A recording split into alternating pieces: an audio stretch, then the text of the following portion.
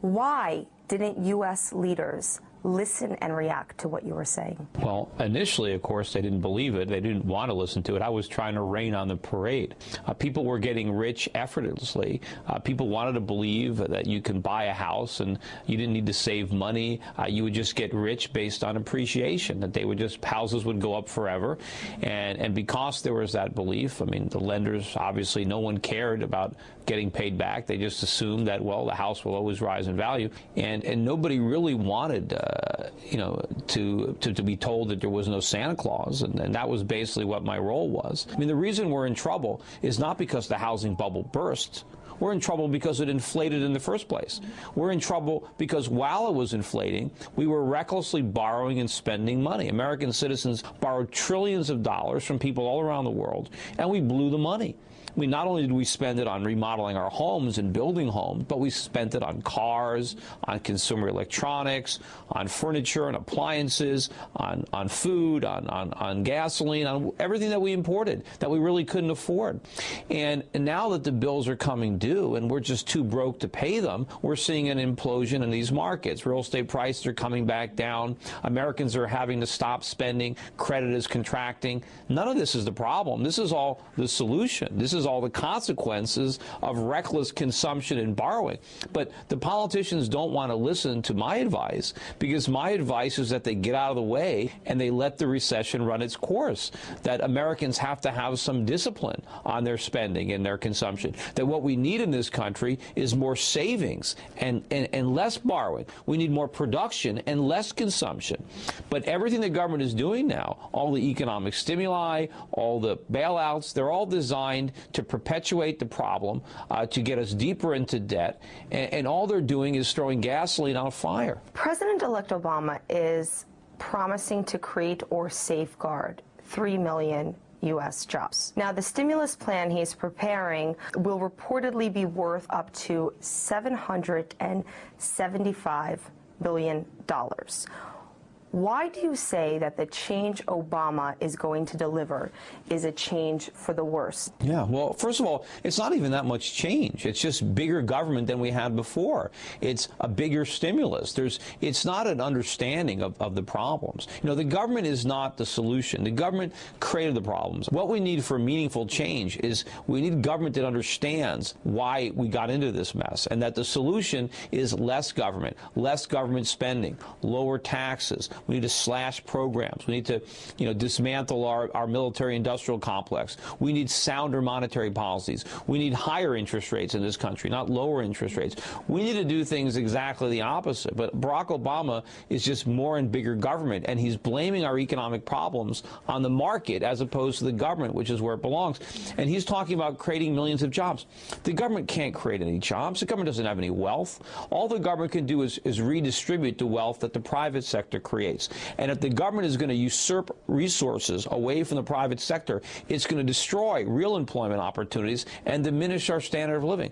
Do you think the American people are going to have patience with President-elect Obama? I think a lot of Americans are going to be disappointed if they think that Barack Obama can just ride into town and all of a sudden everybody's home equity is going to come back. All of a sudden they're going to get jobs and their retirement, their IRAs and their pensions are going to come back. I mean, nothing is going to happen. The government has no wealth. The government has a printing press, and they can pretend to create wealth by printing money, but that illusion won't last very long. I think we're on the verge of another major crisis that's far greater than the one the government is trying to deal with now, and that is the coming collapse in the value of the U.S. dollar. I think we're going to have a run on our currency. I think the dollar is going to completely fall through the floor, and that's going to unleash problems much greater than the ones we have now, because it's going to send both interest rates and consumer prices up into the stratosphere in this country. You said that once the rest of the world senses the direction our dollar is going in, and once the U.S. creditor nations realize it, they're going to stop buying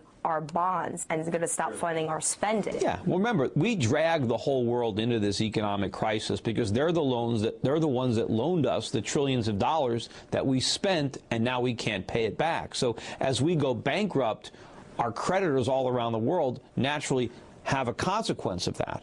But what's happening now is Barack Obama is planning all these massive new government programs and stimulus plans and trillion-dollar budget deficits. It's the rest of the world that we're asking to foot the bill. We're asking the rest of the world that is suffering now because of the trillions that they already loaned us that we can't repay. We're asking them to loan us trillions more. And I don't think they're going to do it. I don't think the world is that dumb. I think they're learning a valuable lesson from this experience, and that's don't lend Americans any more money. So it's going to be the Federal Reserve. It's going to be Helicopter Ben revving up the printing presses, buying trillions and trillions of dollars of government debt, and the dollar is just going to implode. Nobody's going to want it, not even Americans. When the dollar implodes, what does it mean for Americans living in this country consuming with the dollar? Well, they're not going to be consuming anymore. I mean, because the dollar's not going to buy anything. Remember, the only reason we're able to buy stuff now is because foreigners will send us all the stuff they make in exchange for our dollars. When they don't want our dollars anymore, we're not going to get their stuff. And we don't have the factories to produce the stuff ourselves. And so we're going to have a bunch of money, but we're not going to be able to buy anything. Are we talking bread lines? I mean... Well, if the government imposes price controls, which is something I think is coming, I think under the Obama administration, inflation is going to get so bad that I believe the government is going to, follow the misguided footsteps of the Nixon and impose price controls on various consumer goods, including food items, energy items. And if we do that, yes, there'll be long lines for everything. And people will start trading on the black market. If you want to buy something, you won't be able to buy it officially. You'll have to buy it in the black market. And what will the black market currency be? Will it be the euro? Will it be silver coins?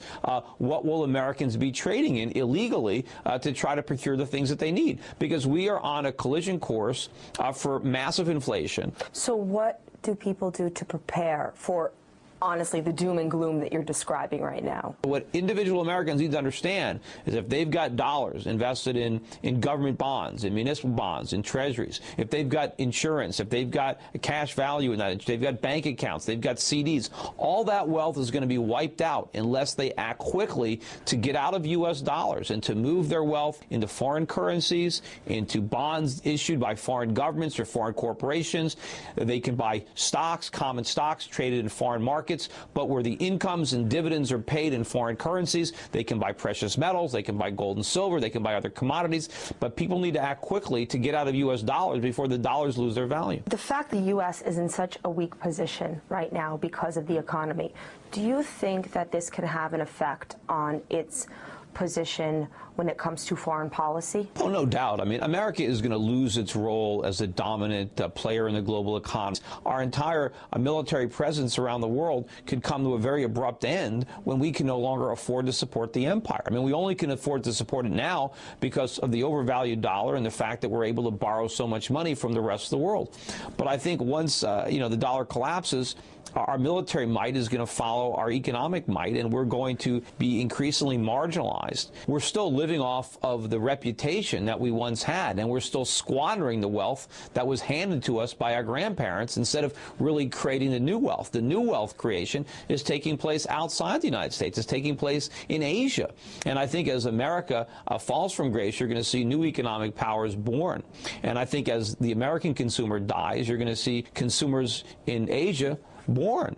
And, that's one of the main points that I've been trying to make over the last several years, and people don't seem to get it, is that the United States has not been the engine of the global economy. We've been the caboose. And the rest of the world has been dragging us around like we're dead weight. Do you think President-elect Obama will react to anything that you're saying and change course? Well, I can remain hopeful. I mean, nobody has contacted me from his transition team. No one has contacted me from any place in government. It seems that they want to talk to all the people who have been wrong, all the people who I was arguing with, who said that what I was saying was impossible, that made fun of me. Those are the people that are being invited to government to opine on what we should do. They don't give any credibility to my view whatsoever, or others like me who maybe weren't on television as often as I was or didn't write books, but were still arguing the same thing. I wasn't the only person who could see this coming. I was just the only person who saw it coming and then went on TV and screamed about it or wrote about it. But I still don't think that our leaders understand the root cause of this problem. They still want to pretend that this was just a random event that nobody could have foreseen, that all we have to do is fix things and we can get it back to the way it was. They don't understand that what's happening right now is a consequence of the phony economy that they thought was so great.